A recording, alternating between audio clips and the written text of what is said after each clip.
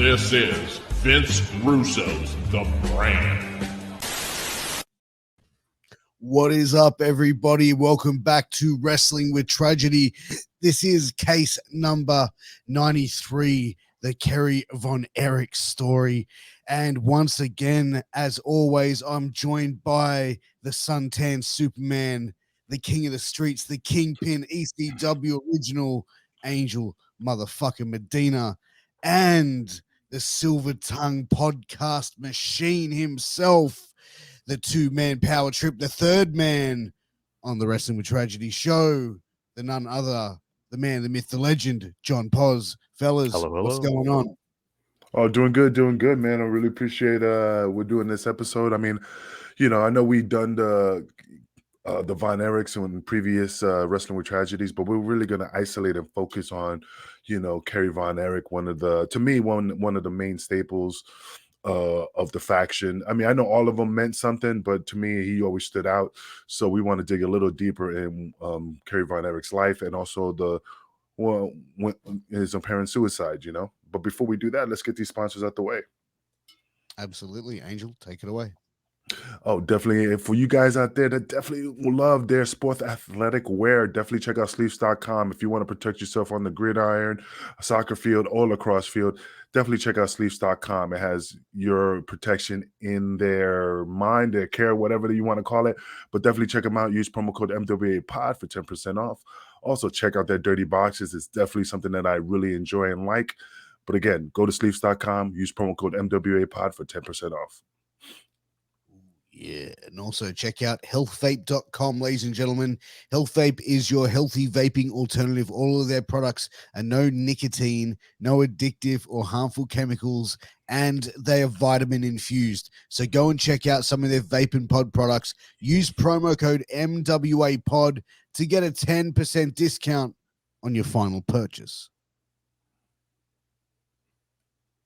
Angel, Okay. so Yeah. this evening, this morning, wherever we are in the world, we're going to be talking about Kerry Von Erich, who was one of, a charismatic star throughout, the time in professional wrestling, through many different promotions. He had a stint in WWF. He was a former NWA World Heavyweight Champion. He was part of the infamous Von Erich family, which, we've covered previously on this series, the Von Erichs, because the tragedy in itself, where all of the sons, that what they went through. I believe Kevin is the only sole son still alive. Positive, if that's correct. Yep. Yeah, I mean, That's correct. Kerry Von Erich, like I said, I mean, the reason he stood out is because of his physique. He was always into like physical fitness.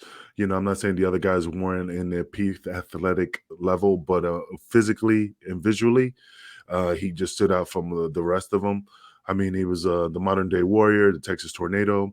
Even Vince was even keeping an eye on him because, even when he was known as the modern day warrior, that's how the Ultimate Warrior got his name, because he wanted to, he's the modern day warrior. Well, we have the Ultimate Warrior, like almost like a level above Kerry Von Erich, because he didn't want to.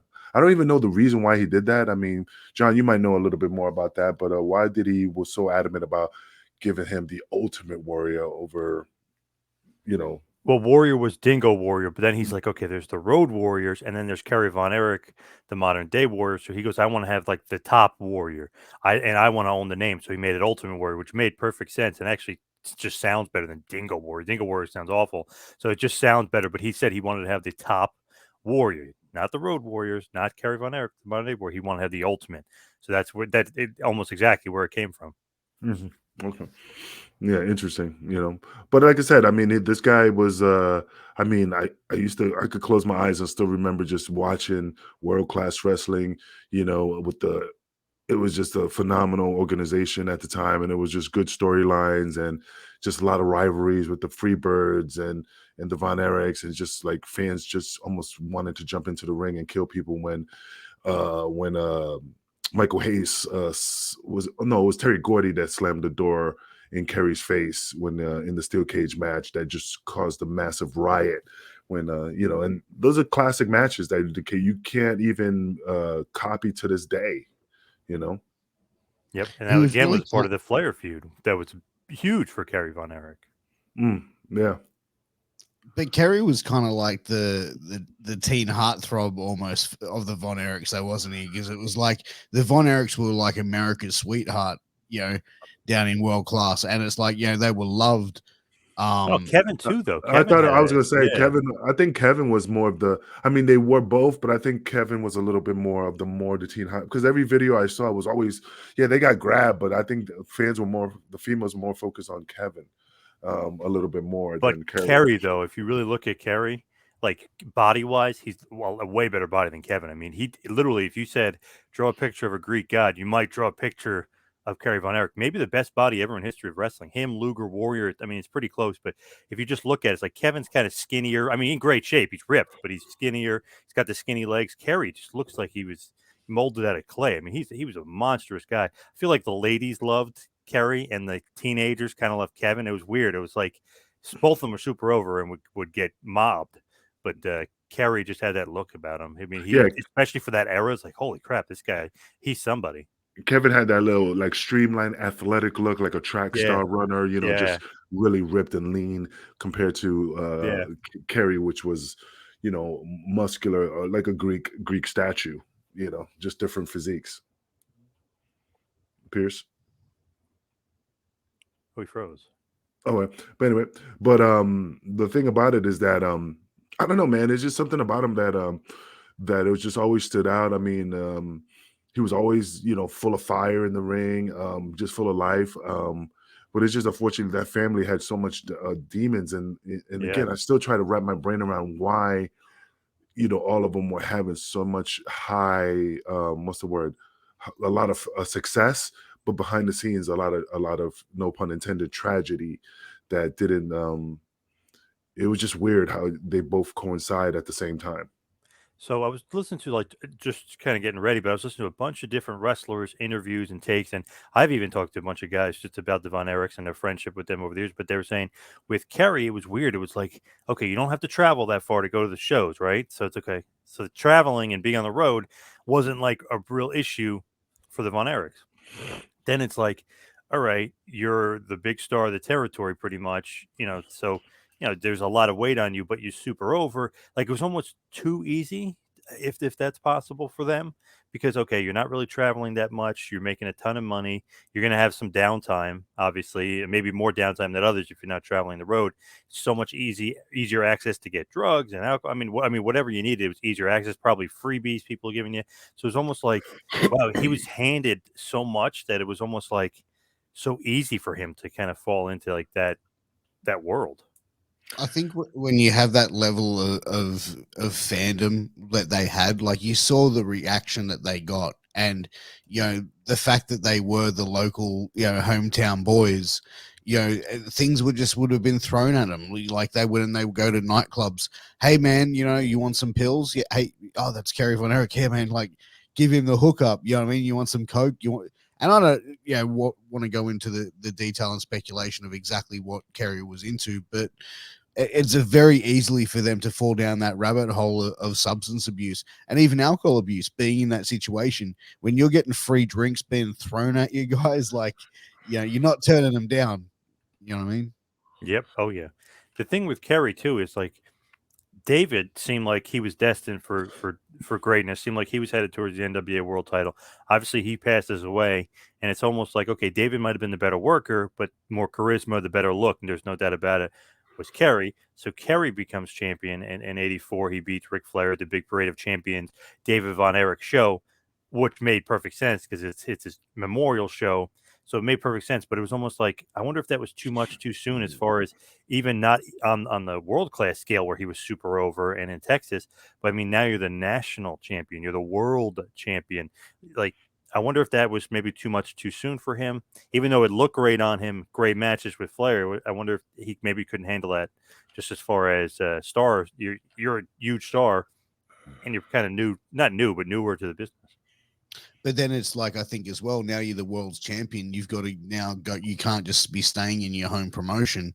You've now got to go and work these other territories. You've got to be away from Japan. family. You missing out on birthdays. And this is where it's like, probably the real struggle for a lot of people that either get into professional wrestling or travel a lot for business or whatever it is that they do. And that's the thing, that it's the sacrifice that you either are prepared to do and must wear guys down. Angel, over the years, have you seen people just getting worn down from being away from family and just mentally getting withdrawn from it?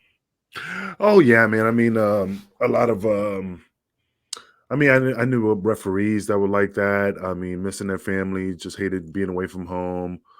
Causing some marital issues because you're never home. It caused me my marriage in the beginning where I was never home, man. I was like, I remember like I had to leave the house on a Thursday night, like Wednesday night to drive to wherever, get there like Thursday evening to wrestle Friday, Saturday, drive back Sunday. By the time we got back, it was Tuesday to leave again Wednesday night. So I was only home for a day and a half because I wasn't being flown everywhere.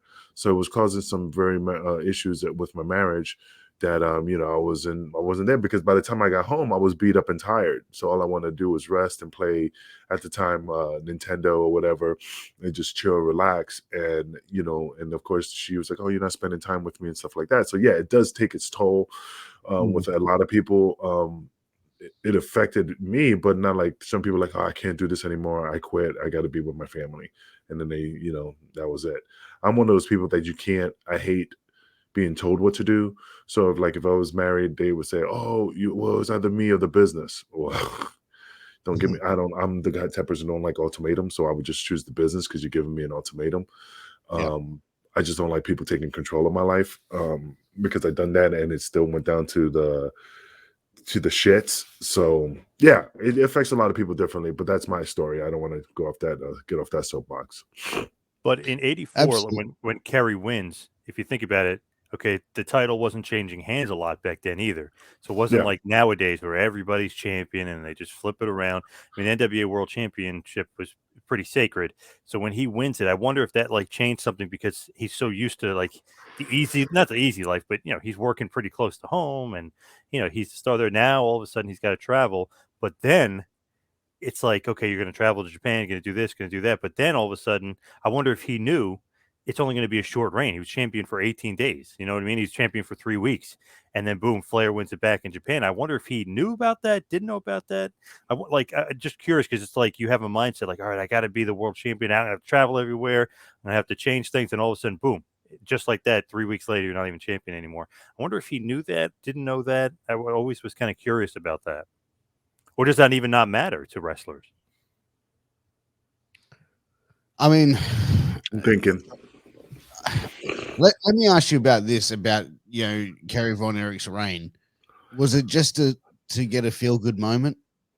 That's 100% what I was thinking. Yeah. Like, what I mean? Like, let's be real, because Ric Flair drops the title on May 6, 1984 at the first Von Erich Memorial Parade of Champions. So this has already been built. This is a show that's built around putting the Von Erichs over as the first Von Erich Memorial Parade of Champions. So for David, yeah. But you know what I mean? Like, but the name of the title, so it's very clearly obvious that Kerry's going over. 45,000 people there, though. 45,000 people. That's huge. Dude, that is huge. But then 22 days, like less than 20 something days later, he's dropping the title back to Ric Flair at a house show. But the thing is, Ric Flair did that out of respect because he did respect his brother, and he was supposed to win the title from Ric Flair, as far as I could remember. And then, of course, like I said, Ric Flair just said, "Hey, I respect him. I want to drop the title." Ric Flair didn't have to do that, and I mean, it just makes sense, it was just a more a nostalgic moment for the family and the people in Texas. Because if you see when he won, the whole fucking crowd exploded. Everybody ran in the ring. I mean, it was just a memorable moment. It was just not like you saying like, well, it's the first Memorial Cup and it's so obvious that he was going to win and all this stuff. No, it was because even regardless, people didn't see that. They saw a moment, almost like the last seconds on the clock and you score the winning touchdown or field goal or Like the soccer kick. 1980 USA Olympic team. Like, Yeah. do you believe in miracles? Yes. Like, just the crowd went nuts. For some reason, they didn't Yeah. they didn't think he was going to win, or they really, really were pulling for him. And when he won, they went nuts. Yeah. Yeah. Great moment. Great moment. But that's the thing. Like, yeah, would you rate Kerry Von Erich as a credible world champion? Would you put him over as I guess visually see it. as one of the great world champions of all time? No, I don't think he's one of the greats. I think he holds the torch to them. It doesn't take away his luster or who he is. I don't consider him like the greats, like the Nick Bockwinkel's and the Hogans and the Bruno Sammartinos and Backlunds and stuff. Yeah, he doesn't fall into that category, but he's not that far behind from them. I know he's not a transitional champion because Flair wins it right back, so it's not like you're transitioning to somebody else. But that's what it felt like, almost like a transitional run. Like he was never meant to have it long. Like Ivan Koloff or Stan Stasiak, like they're never meant to have it long. Those are clearly, and Iron Sheik, clearly transitional champions to the next guy. But it just felt like that kind of short thing. It's like, okay, we're going to pop this crowd. It's going to be a feel good moment. Then in another country or, at a house show, not a huge event, Flair's going to win it back, and then we're going to go continue our storyline with Flair. It was almost like Kerry's got to win it. Like, this moment is huge. He's 50,000 people in Texas want to see this. He's got to win it, and it was an awesome moment, and it was a good match. But I don't think he was ever destined to be like, the Harley Races of the world where he's traveling the globe being a world champion, or Flair for that instance. Yeah.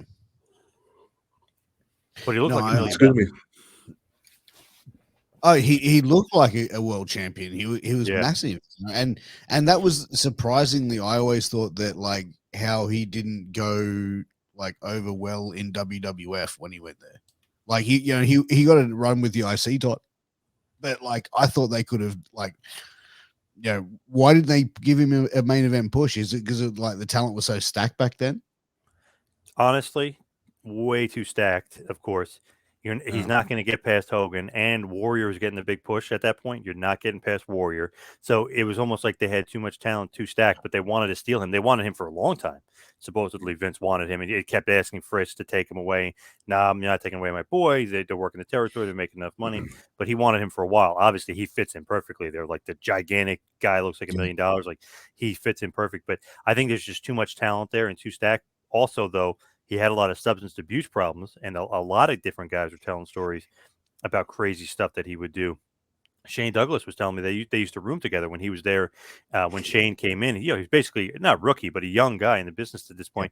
He said, like, somehow he opened up the hotel window. I don't think you're really supposed to open them that far. I don't know. He said somehow he opened it, and he was like sitting on the ledge, and they're not on the first floor. He said they're on like the third floor, and he's just sitting on the ledge, and he's like Kerry. And I think Piper told a similar story. It's like, hey, what are you doing? Like, he would just do weird stuff, and it was almost like he was going to jump out the window, but he said he wasn't. He was like so, like, not lucid, the opposite. Like, he was so out of it that he was just like sitting on the ledge of the window, either thinking about jumping or thinking he was someplace else. He said it was really weird, but he had to like hallucinating. Do you mean like Nate could be hallucinating? Yeah, like he had to like talk him back in the room and sit on the bed. But he said, he would just get really weird at times. And I know Piper is talking about how when they would like room together or they would be together on the road in WWF, he would constantly say, man, I want to see my brothers again. And he's like, what do you mean?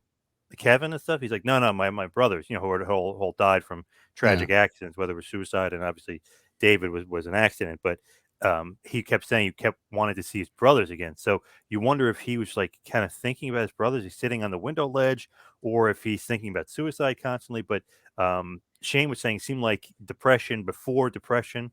And I was just listening to Jeff Jarrett was just talking about, because they were talking about USWA, and he was saying Kerry was like the guy there with Lawler, but he said constantly he was like battling some sort of depression, but they didn't realize it. Like, he would be late to shows and he'd be in a real like bad mood, or he'd be a real down. He said they just didn't understand. He said maybe he was really depressed. Do you think it could have been like CTE? Like, do you think he could have been suffering from that? I don't know. I never seen him really take any massive chair shots. I mean, again, I'm not saying he didn't. It's just from all the footages I seen, I didn't see him get any type of damage that might cause CTE. I'm not saying he doesn't have it. It's just I just don't remember him, doing crazy matches. I mean, No, I don't know.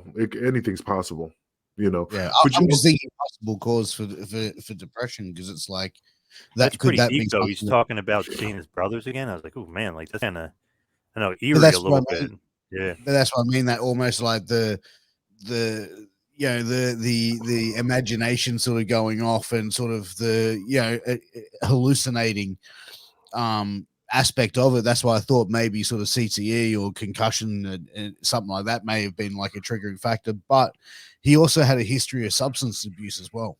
Yep. man, And but if you remember the motorcycle accident that took his foot, you got a Greek god who looks like literally like $1 million, right? You Yeah. lose your foot. I wonder how much that messed with him, because I know he put the prosthetic on and nobody freaking knew, because this guy was such a freak athlete that nobody knew this awesome wrestler is wrestling with one foot basically. But I wonder if that played a toll too, because you're like, well, you're awesome, then all of a sudden you look down, and you're like, man, I don't have my foot anymore.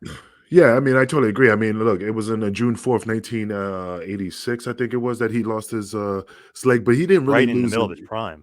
But you know, it's funny. It wasn't that he lost they amputated his foot. He started walking prematurely.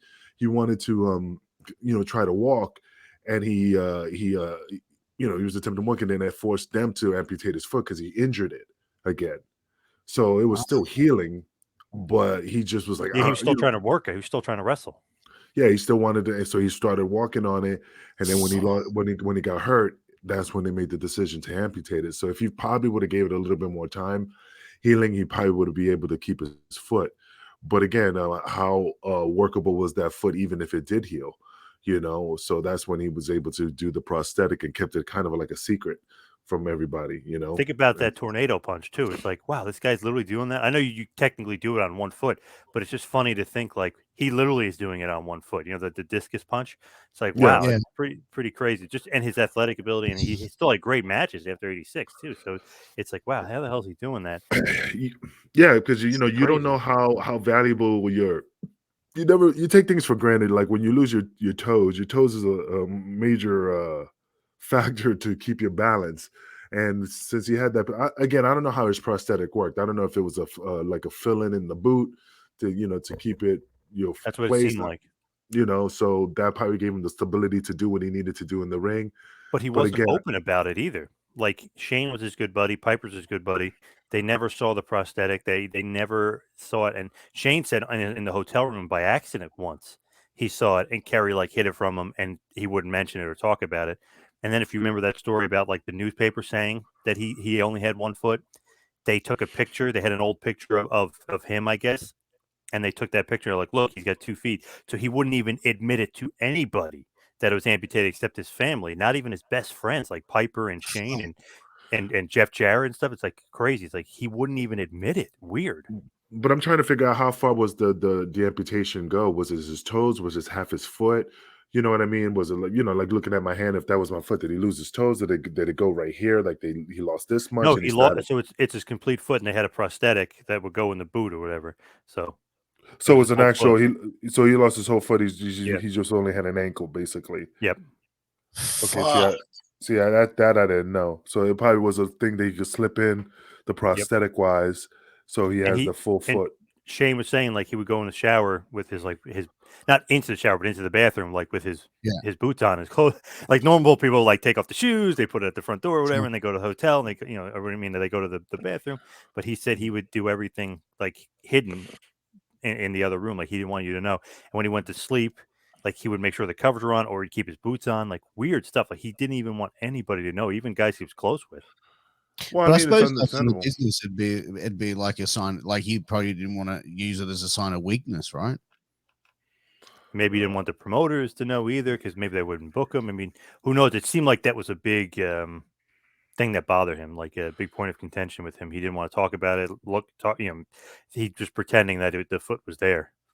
Well, like I said, sometimes some people, it's a complex, It's like losing an arm, losing. I mean, if you just don't want people to see. I mean, it does fuck with you psychologically. So that I mean, it's scary, man. I'm trying to look at some pictures to see if there's any type of footage or photo of him, in the hospital without a foot. It's just only him in the hospital, just laying in bed, dressed up in a fucking wheelchair. Awesome. But it does, yeah, And they an don't awesome really jacket.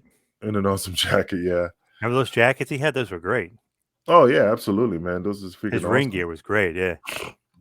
The thing with him too is it's like, okay, then he goes to WWF. He's the IC champ, which is great back then too, because basically Hogan had a stranglehold over the title, and then Warrior for a bit. But it was like, he's not going to be world champion, but it's pretty good that he goes in and immediately becomes, basically 2 months in, becomes Intercontinental Champion. Thank God, replacing Brutus Beefcake. But that's a different story for a different day. But the feud with Mr. Perfect was great. Oh, yeah, Perfect definitely would just make anybody look like $1 million and stuff, No, and that's the thing, like, Mr. Perfect going in there against, like, Kerry Von Erich. These guys can go in there, put on a hell of a match, and that IC title has always been known as that workhorse championship. Guys like Savage, Piper, for example, Steamboat, all guys that sort of could take that title and put on 20 to 30 minutes of solid, entertaining wrestling. Hey, just curiosity, do you think and again, it's just an idea. Do you think when he lost his foot and they were losing a lot of the Von Erichs, that's the reason why they brought in Lance Von Erich, the fake cousin, to kind of like help out to balance up? There was a big problem at that point too. For some reason, Kerry and Kevin thought it was okay to just start no-showing, and they needed the 6-man team. So obviously, Mike passes away. David's been gone for years. Chris can't wrestle, obviously. So it's like, we need another Von Erich, and these guys aren't making towns. So we really need another Von Erich. Like, they are known, which is horrible. In Angel, you could probably speak to this. Worst thing that you could do is no show, because then the fans totally lose faith. They see Kerry or Kevin on the card, then like, nah, they're probably not going to show up. I'm not going to go this week. There's money right there. You just thrown away. So they would no show a lot. So Lance Von Erich used to end up as being the only Von Erich on the card a lot, which is nuts considering he's not technically an Adkisson, not technically a Von Erich. The Von Erichs aren't Von Erichs either, by the way. I mean, obviously, they're Adkissons, but they bring in the cousin Waldo's son, Fritz's brother's son, quote unquote, and he's doing a lot of the shows. And it's like, where the hell are the other Von Erichs? Oh, they no showed. And Kevin would just be notorious. Who's kind of not flighty, but he's kind of one of those guys that he's on his own like level of his own thinking level, like his own plane. Yeah. He could substance abuse, you want to say whatever, but he's one of those guys who's almost like, I'll miss the show, I don't care. Like, he's so like, not chill, but he's just almost way too relaxed all the time. If you've ever like almost heard, just too much, like, just flaky. Yeah, exactly. And then Kerry was like that too, but they were saying Kerry would be late a lot, or Kerry would show up drunk, or Kerry was in his car. Like, you know what I mean? Then they had to go find him. It was just like, Kerry seemed like he was trying more, but it seemed like Kevin was more flighty. So they needed another Von Erich. They wanted to do a 6-man team when they both wouldn't show up. Lance is the only Von Erich at these shows. And if you remember, and I actually interviewed Lance, pretty rare interview, great interview. He was talking about how, like, okay, the Von Erichs turned on him, and when the fans found out he wasn't a Von Erich, and then Kevin mentioned he's not really a Von Erich, they turned on him. But before that, they loved him because he's the only one showing up at the shows representing the Von Erichs. Yeah, right. But a lot of people knew it was a work because they didn't believe that Lance Von Erich was a true Von Erich. So a lot of people were disappointed and upset about that, and they just thought he what's the word I'm looking for? Fans got upset because you're trying to pull a wool over our eyes. We know he's not a real Von Erich, so they really kind of like got him upset in regards to that. And the two boys, Kevin and Kerry, aren't showing up. So imagine that. It's like, I don't know if this guy's really Von Erich, and then we're not even getting that. That's like when I used to go to the shows and like Big Slam Vader, and they showed the picture on the wall, and it was the real Vader, and all of a sudden it's him, and then versus Doink, and then all of a sudden Doink is some skinny dude. It's like, wait a second. Like, you know what I mean? You almost feel like not that Lance is anywhere near that level, because he was pretty good and had an awesome look to him. But it's one of those things where it's like, why you go to the show expecting Kevin and Kerry, and then you get Lance. I could see the fans being a little, teeter-tottering on, like, I don't know if I trust this company anymore. Yeah, it's almost like ordering the Von Erichs on Wish. Yeah. Yep. Yeah, and that's it. The fans are just so loyal to the Von Erichs that they felt that they were being misled. That's all it was. But the thing was, Kerry and Lance were buddies. They got along great. Kevin and Lance did not like each other at all. And Kevin was the one that revealed he wasn't really a Von Erich and kind of blew the whole thing up, and then made people mad at Kevin for the fact that he was pretending that this guy was a Von Erich the whole time when he knew he wasn't a Von Erich. So there was a lot of like animosity there. But Kerry, is the one that everybody loved. Not that Kevin wasn't likable and everything else, but Yeah. everybody, if you listen and all these interviews and stuff, oh, Kerry's Yeah. awesome. He's my buddy. Kerry's all like Jared, Shane, Piper, like all these guys were saying how awesome Kerry Von Erich is and how cool. And then Lance Von Erich was saying, oh, he's the coolest by far of all the Von Erichs. He was so easy to get along with. Everybody loved him. He was the star, but he didn't act like the star. He'd get dressed with the boys, hang out with the boys. Sure, he showed up late half the time. Yeah. But when he did show up, like he'd bring stuff for the boys and he'd be awesome. Like he was supposedly like the coolest one to hang out with. Yeah, I hear you. I mean, yeah, that's what I heard about him. Kerry was always a likable guy. And again, I'm saying all of them were likable, but he stood out. He stood out the best. Yeah, people just Yeah, like, man, everyone you seemed know, to say he was their favorite, like to hang out with. Like he was their guy. yeah. So it's pretty One thing interesting. I want to state here that Bret Hart actually stated in his autobiography, which is My Real Life in the Cartoon World of Wrestling. He had stated that while he and Kerry were on the road to Fort Wayne, Indiana on October 29th, 1990, Kerry had told him that he decided to join his late brothers in heaven, and he was waiting for God to tell him when. Bret told Kerry that his living daughters would need him more than his late brothers would. Kerry mostly convinced Bret that he had changed his mind, but Bret feared that it was only words. Kerry told Bret again the summer of '92 that he wanted to follow his late three brothers, David, Mike, and Chris, the later two who had died by suicide.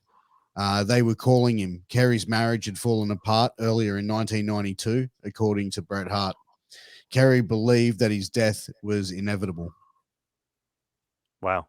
And even a little bit after that, after he's gone from WWF, there was constant things like when he'd be in Global and when he showed up at ECW and like all these other places, that's like, okay, he's a little bit high, or okay, now he's not suitable to wrestle. Like he got a really bad reputation of not only what Bret's saying, like I think that's really getting to him, but he just didn't care anymore. Like obviously he's talking about meeting his brother, so he's suicidal. He doesn't care anymore. He's depressed. He's sad. Even his moneymaker, where it's like, holy shit, we're global. We can book Kerry Von Erich. He shows up and it's not the same Kerry Von Erich. So it just seemed like it was definitely spiraling downhill for him. Because like imagine you're global. And Angel, I know you know Global pretty well. We used to get it here in ESPN. We used to watch all the time. Like, wow, Kerry Von Erich, and then he's gone. And when he did show up, it's like that match sucked, or like that wasn't that good. Well, he was probably a little out of it. Yeah, I mean, during the time, I mean, like I said, like you brought up ECW. That was on January 23rd, 1993, a couple months before his death. I mean, he wrestled. It was for the Battle of the Belts with Salvatore Berlomo in a double disqualification. I never saw the match. I mean, I'm interested in seeing what he looked like and how his mannerisms were in the ring. Was he still on his game? Was he just kind of like flaking through it and stuff like that? Because after that, you're correct. He went to Dallas to compete in Global Wrestling Federation, and then I think he was wrestling Chris Adams during that time, and then that went into a disqualification during that time. But anyway. They had some wars. They had some wars, didn't they? I think it was Kerry and I think it was Kerry and Chris Adams in a tag team. I think I can't remember. I think it was. I remember seeing them in having wars. I don't know if they were tagging or they were like going up against each other, but I remember seeing them involved in. You notice they keep keeping him strong too. Like he doesn't lose. Like you know what I mean? Like because they want to bring him back and they have plans for him. It's like, oh man, he can't lose. And then he's terrible, not terrible, but he's not in good condition and the matches aren't that good. Then you're like, oh man, it's got to be a double DQ, I guess. Like, you know what I mean? Like you can tell they want to use him. Yeah. It's interesting though, like, but looking at the comments that Bret Hart had made in his autobiography, that saying how he was like God was calling him and stuff like that. At what point, like, would you go and try and say, okay, this guy obviously needs some help? Like, this is like 1990, for example. So, obviously 1990 was a different time in the world than what it is in 2022. But in 1990, someone's saying something like that to you and you not doing anything like to try and get them help. If you're both working for World Wrestling Federation, why wouldn't you take that to the company and say, hey, listen, this, or, the Hart family and the Von Erich family, I'm sure have known each other for years and years. Yep. I'm sure there's ways of communicating within the families, you know what I'm saying? Like to get this sort of situation addressed. Well, he did try to mention like you got to live for your daughters and stuff. I don't know if that's enough to work, but back then, obviously, it was a much different world. It wasn't like, all right, we can get you help, better help, or whatever. You always see those commercials on like whatever place you could see to get the guy help. But it's a much different world back then. I feel like I don't know, like everyone's almost like on their own, basically. Mhm. Gotcha. You know, Lacey Von Erich, by the way, his daughter. Got to give her a thumbs up. thumbs up for what? Oh, did you ever see her? No, I'm just saying, like, thumbs up for being a great promoter. Just like, No, her looks. oh yeah, I agree with her looks. Yeah. But I mean, that's the lesser of two evils, man. It's like shaking hands with the devil, because basically, great look, great, very beautiful woman, but unfortunately, just a horrible business individual. Yeah. And she was just using her name to kind of like get what she wants due to the fact that she's a Von Erich. But again, that's a very different topic. Yeah. But you're right, though. Stu Hart trained Fritz Von Erich. I mean, they go back a long, long, long time with the Harts and the Von Erichs. And obviously, the families knew each other quite well. But I don't know what more, you could really do it at that point. You know what I mean? He's kind of out of it anyway. Even if you try to get him help, does he really even want help? Because you got to want to get the help first. And it seemed like he didn't. But if this is someone who's a friend of yours, John, you wouldn't want to try it. You wouldn't be trying to get them help. Someone who's like a family friend to you, like you wouldn't want to be pushing to get them help. First of all, you once again, you kind of like, you want to get somebody help, but you got to receive that help. You can't force anybody to take help, because you could try and you're going to just push them away even further. So if somebody was trying to come, oh, you need help, they're going to avoid you. They're not going to talk to you. They're not going to pick up their phone. So it's not like you can just go, well, you're not going to help them, because you only could do so much. You're going to hit that wall where you can't. What are you going to call the police? And even the police show up, because remember, I was a cop, and you have to ask those questions. Are you suicidal? Have you ever tried to think about killing yourself? And of course, oh, no, he's just, no. They're going to say no. They're going to say, okay, they're going to make the report and keep pushing forward. This is not like back in the days where you could try to get somebody committed, like back in the 50s, where the guys come in the white suits and the fucking and the butterfly net and try to capture you and take you to the insane asylum. So I mean, yeah, you try to get them help, but unfortunately, at a certain point, there's only so much you can do, because they're going to do it or not do it, and yeah, it's going to suck because you try to help them, but there's nothing else you can do. If they're going to do it, they're going to do it. I mean, I don't know. That's just how I think. Paz, what do you think about that? I mean, is it? I feel like if he doesn't want the help, you could try to help him all you want. You could literally put him in the doctor's chair or get him medication or whatever. He's got to want to be there and want to do it himself. So you can only do so much. Sad but true. You can only do so much. You could literally like force the guy to do it, and if he doesn't really want to do it in his heart, it's not going to work out. It's not going to happen. It might work for a week, and then he's going to go right back. So it just seemed like with his brothers dying, his foot, just all the pressures of being a wrestler, then kind of addiction to pain pills. Yeah, but his addiction to pain pills, alcohol, and all the other drugs and stuff. It just seemed like it was going to kind of spiral out of control. Sad but true, because you think about him and his career. It's like, wow, like damn, it's 33. I mean, way, way, way too young to die. He's in the prime of his career, kind of still, or should be anyway. And coming into the prime, really. Yeah. But if you think about it, it's like, man, like, and he had it all, like, handed to him on a silver platter. You look like, obviously worked hard, but looked like a Greek god. You were over like Rover. Just a damn shame with him. It's almost like you put him in the case of he was his own worst enemy, right? Like, if he could have kept his nose clean, could he have been a sustainable world champion in that era? Could he have been a sustainable NWA World Heavyweight Champion? Could he have given him a 6 to 12 month run with the title? Could he have drawn as a world champion all around the States? I don't think there's a could have. I think it would have, because the thing is that, I mean, he had the lineage, he had the fan base, he had the looks, he had the physique.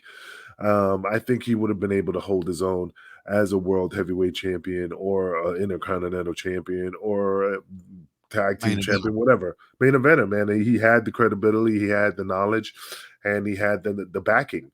So the only person that would have affected that would have been him, which it was.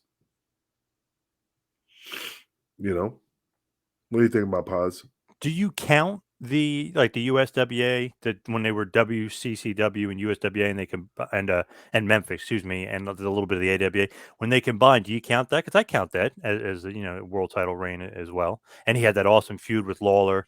I remember they had that big blow off where it's champion versus champion. I kind of count that, and it's not a long run or anything like that, but I do count that in a great feud. And obviously Vince took over the world, and you got Crockett, then Turner, and then WCW, NWA. So it's like, okay, they're the third brand, but still they were so big, not as big as you would like, but comparatively today, they would be huge. I know I do count that, but it's not like he was world champion or anything. Maybe he wasn't meant to be world champion. I don't know. It comes with a different responsibility that he clearly didn't have. Off topic, would you put like a USWA and like a WCCW in the same sort of category as like and obviously different fan bases, but like in the same category as like ECW? Oh yeah, definitely. I would say world class is well above ECW too, just in fan base and exposure and stuff. But obviously ECW was what it was, very very popular. But yeah, they you got to put them in the same category for sure. Oh, No, absolutely. I concur. I mean, but like I said, I wonder if like I said, 33 years old, if he would have went into ECW, I could have seen him as a ECW heavyweight champion doing some storylines with Shane Douglas, building a good, heated rivalry during that time if he was mentally stable and up on his game, because the guy was talented, man. I think he would have definitely done very well in ECW during that time. You could almost sort of see him being like a good sort of competition for like a Lex Luger, like, you know what I mean? Like, both sort of body guys, both sort of like big, solid, strong guys that could sort of go in there and put on, like I'm sure like an okay kind of match for that era and for that time.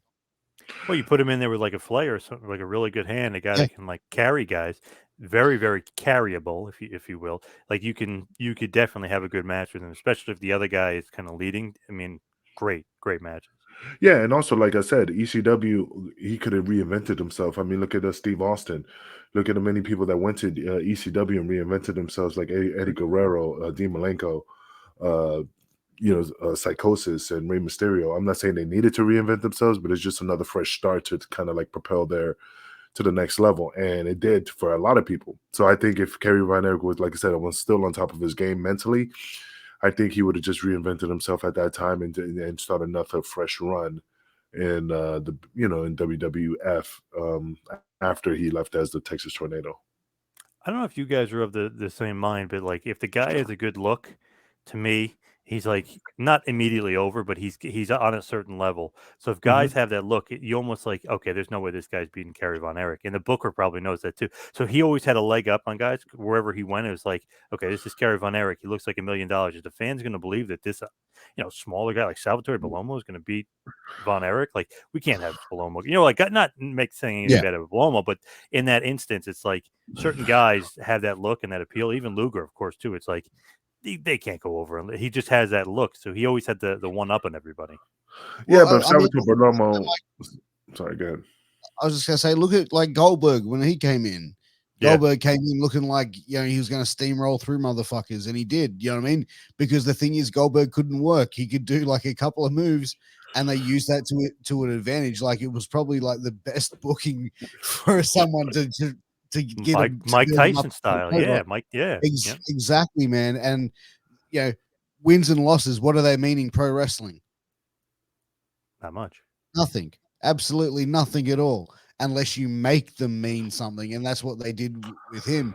And I think you could have done easily something like that with like a Kerry Von Erich, with the attitude. You could see him looking as that sort of handsome, distinguished guy that can see like, hey, almost like a Pedro Morales sort of.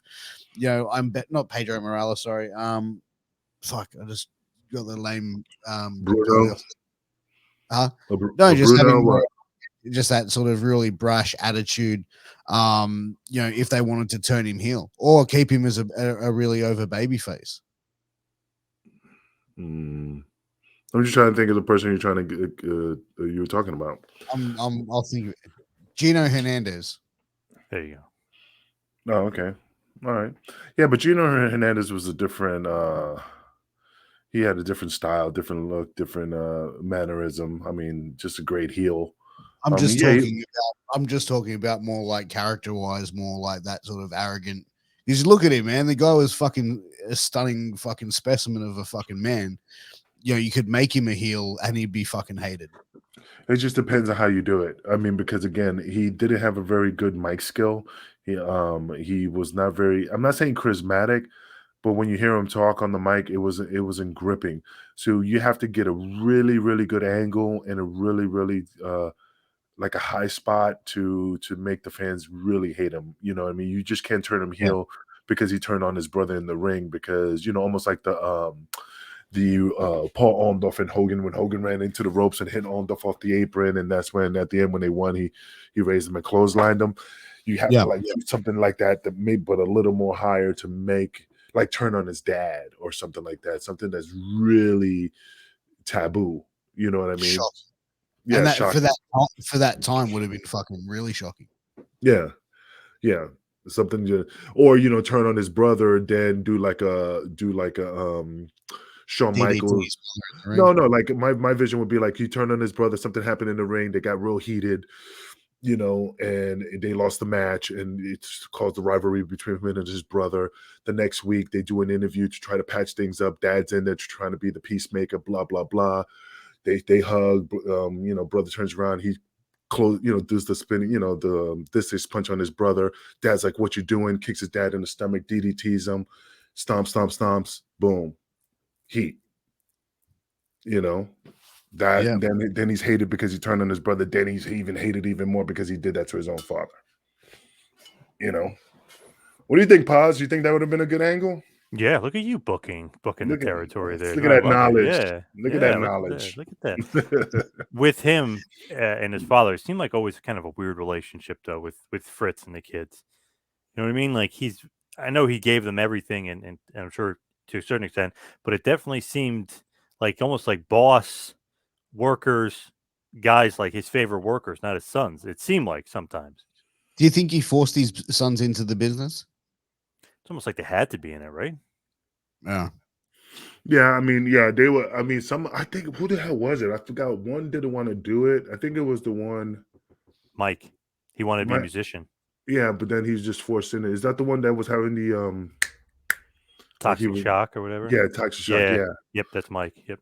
yeah. So basically, yeah, I think they were probably forced or afraid to say no because the dad had an expectation of them being a pro wrestler, but then he was like, "I'm gonna be, I want to be a dentist." What? Like, But can you like, imagine Kerry not being a wrestler? You know what I mean? Like, if you saw him walking down the street, like I don't know who that guy is, but he's famous and he's somebody. Imagine that he's like a gas attendant or something. You'd be like, "What? This guy should be a wrestler." Like, you know what I mean? Just look at him, like, he's got to be a pro wrestler. No, that's There's no Mr. way he could do Atkinson, anything else. PE teacher. Yeah, right. Well, I mean, it's almost like using bringing up Vince McMahon's brother. I never even knew he had a brother, and Oh then yeah, right. realized that. Yeah, and then you find out the guy was I don't know, like now he's a bigwig, but we're talking back in the days. Let's say he worked. I don't even know what he does, but I'm just making it up. Let's say he worked. He for an passed oil- away. Oh, he He did. passed- Yeah. Oh yeah, he recently. did. I remember. Yeah, but before, let's just say he worked in an oil company, and he was just an engineer. And they're like, "Hey, who's your brother?" "Oh, my brother's Vince McMahon." "What? Your brother?" Because no matter if you're an engineer, they're like, "Oh, why you're an engineer? You could be working for WWE with your brother in the business, and stuff like that." So He owned a company in Texas. I forget what they did. It was construction or something. Because I actually talked to him about doing an interview with him. He said he doesn't do interviews. He said he knows nothing about wrestling. He doesn't want to talk about his brother. Doesn't want to talk. Not in a bad way. He just said he doesn't feel right doing it. And he said he knows nothing about wrestling, so he doesn't really want to talk about it. But he was friends with Ryback of all people because Ryback had the supplement brand and he loved it. Right.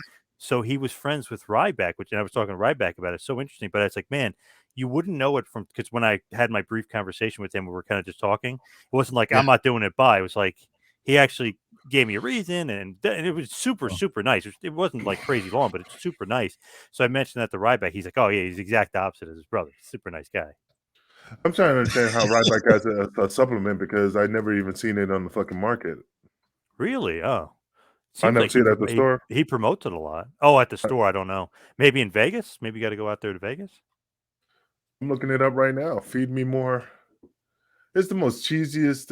I mean, Hey, God bless him, but it looks cheesy in the visual. But anyway, it probably works like a motherfucker. But anyway, not Yeah, getting off back to topic. Kerry. Yeah, you're getting way Yeah. off topic here. Come Hey, on. you brought it up.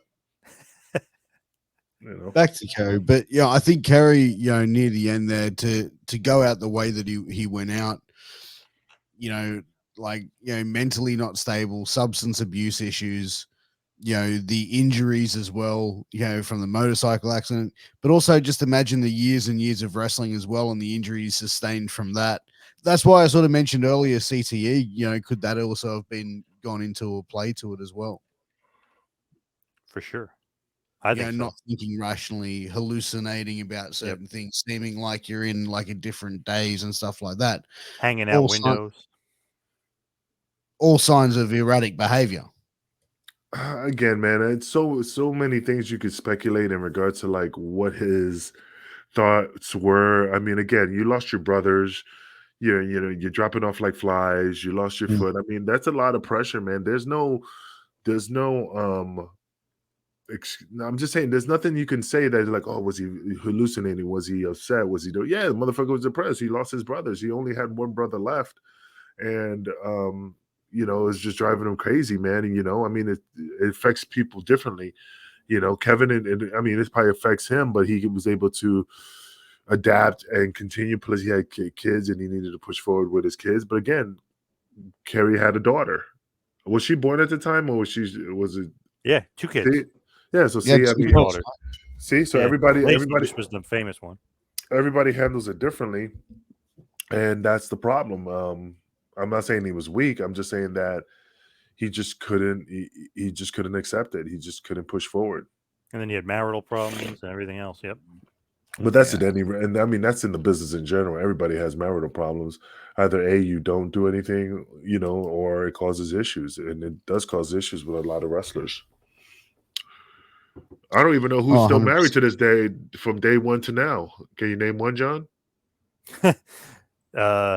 That's true. Edge has been married 3 times, and now he's with Beth Phoenix. Yeah, that's tough.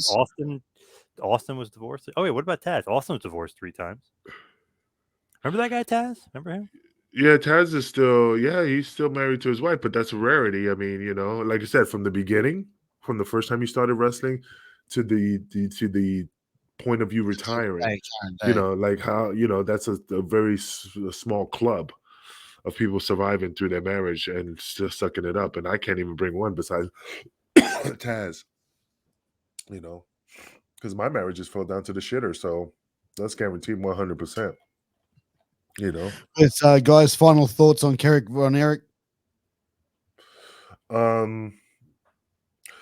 Well, I mean, like I said, man, Kerry Von Erich is a great guy. He was a great wrestler. Just had demons, just like any other wrestler. Not all of them have them, but it is part of. I can't say part of the business. It just happens. I've had my demons. You have to overcome it. If you don't, it will just consume you, and it has done that to a lot of professional wrestlers. Thank God I surpassed that. But again, I understand the pain that he went through and the problems that it caused being a pro wrestler. But again, regardless of the fact of what happened to him and his suicide lost foot, he was still a great athlete, a great individual, loved by many. I just think that he could have done a lot more in this business as a champion, as a promoter, as a talent agent, or behind the scenes as a producer to provide a lot of knowledge to a lot of wrestlers that could have absorbed from him, osmosis. But again, I just say my final thoughts is that he was a great athlete. I wish he was still around, and I wish he would have been able to get the help he needed to push forward. John? So I thought he was great. Loved him. One of those guys, obviously, he comes from the legendary family, comes from the territory days, super duper over. One of the most over families in the history of the business. Obviously, WWE Hall of Fame, so recognized by WWE as well. But I feel like with him, awesome athlete, maybe the best look or the best body, whatever you want to say, in wrestling, definitely up there as far as just thinking like, of all those guys, Luger, Warrior, Kerry Von Erich, all in the same sentence. He was one of those guys, awesome athlete. Like when you find out he only had 1 foot, it makes him an even better athlete to a certain extent because it's like, holy shit, this guy was doing things with 1 foot that guys can't do with 2. And he just, to me, I loved his matches. Nothing great. He's not Ric Flair or anything, but he was what he was. He could work with a lot of guys, especially guys that were better than him. They would make him look good, and he could make them look like $1,000,000. I always look at the highlights, the high points, the resume builder, if you will. Former NWA World Heavyweight Champion. I don't even care if it was for 3 weeks. He's still former NWA World Heavyweight Champion when it meant something. Then he was Intercontinental Champion in WWF. He won all the world-class titles. The feud with the Fabulous Freebirds, that was epic. His feud with Lawler was great. Obviously, the Ric Flair feud is great. So to me, he's got so many high watermarks, and he's got such a great resume. It just sucks that he died at 33. It sucks that it was a suicide, the gunshot, everything else. Just very, very sad end to what could have been an even more grandiose and even more legendary, even more magnanimous career. And it was already great. So, I mean, imagine if he had his shit together, got rid of the demons, didn't have all those issues, didn't have all those family tragedies. Could have been talking about him as one of the greats, because there's nothing that he couldn't do. Looked like a star, had the charisma, was a star, had that thing where if he's walking down the street, you see him walking down the street, everybody would have their eyes on him thinking, who is that? He's somebody. Like, who, you bump your friend on the shoulder, like, hey, tap him, like, hey, who is that? That's somebody. He had that appeal. He had that look. He had that charm. Charisma through the roof. It just sucks the way it happened. Texas Tornado, modern day warrior, literally looked like a modern day warrior. However you want to word it, one of the all-time greats. Wish that he didn't have the sadness and the depression and everything else in his heart and the marital issues, because obviously he had 2 daughters, and you want him to kind of keep on with that legacy, and the Von Erich legacy. It just sucks it ended the way it did. But to me, got to be considered an all-time great. Yeah, boom, right there, brother. That is he sold it right there. Yeah, hell yeah. Greatest of all times. Yeah. Pierce? I agree with a lot of what John said, and I agree with what a lot of what you said, Angel, as well. I think, this guy was a guy that sort of took his own life at the age of 33. And the most tragic part of this, took his own life at 33 and left, 2 children behind. And I think that's, man, like, mental health is something serious, and I think men's mental health is something also very serious, and I'm a big advocate for that. And I just want to say, if anyone's feeling sort of suicidal and you're hearing this, go out, reach out to somebody. There's always somebody out there that's there for you, that cares for you. And never ever make a permanent decision on a temporary problem. And to take it back and just to bring it back into Kerry Von Erich, the whole Von Erich family story is very, that of a very tragic one. Kerry Von Erich, by far looked like a star. I think the rest of the brothers looked like phenomenal wrestlers. They looked like great performers, but Kerry Von Erich was a star. Like, he looked like a star. He was money. He could go to any promotion and be a top baby face and be that top star just from the physique alone and that look. You throw in charisma, and if he was able to do a better promo, who knows how he could have gone in his career. But if he had been able to keep the demons down and also be able to keep on the straight and narrow, I think he would have gone and had a main event run in WWF, maybe had a longer run in NWA. And it's funnily enough, if you look at the actual NWA championship belt, the 10 pounds of gold, the version that they had for many years actually has KVE scratched into the dome part of the championship belt. So that's something I kind of felt that was pretty cool, that he sort of left his mark on the championship. Wonder who has that belt right now. Wasn't somebody owns it. Probably Conrad. Yeah, that's what I was gonna say. That guy Conrad probably owns it. I thought Billy Corgan had it. I don't know. Possibly. Does he not have the real belt? I don't know. I don't know. I was just curious who has it, who owns it. There'd be so many real belts that they had over the years. Just got to find the original one, But again, I mean, that's just a different story, different topic. Just curious, But it's 10. I mean, another great episode. I mean, we do appreciate John bringing that up, to do the Kerry Von Erich. Like I said, we talked about the family, and that's something that we focused on before. But now that we isolated this topic with one of them, it was a pretty interesting show. So again, tune in next week. We definitely appreciate everybody coming on Wrestling with Tragedy. See you guys next week with Piers Austin, the man and also John Paz, the linguistic king, and myself, King of the Streets, Suntan Superman. We'll see you next week. Peace out. Love you guys, and tune in. Peace. Peace.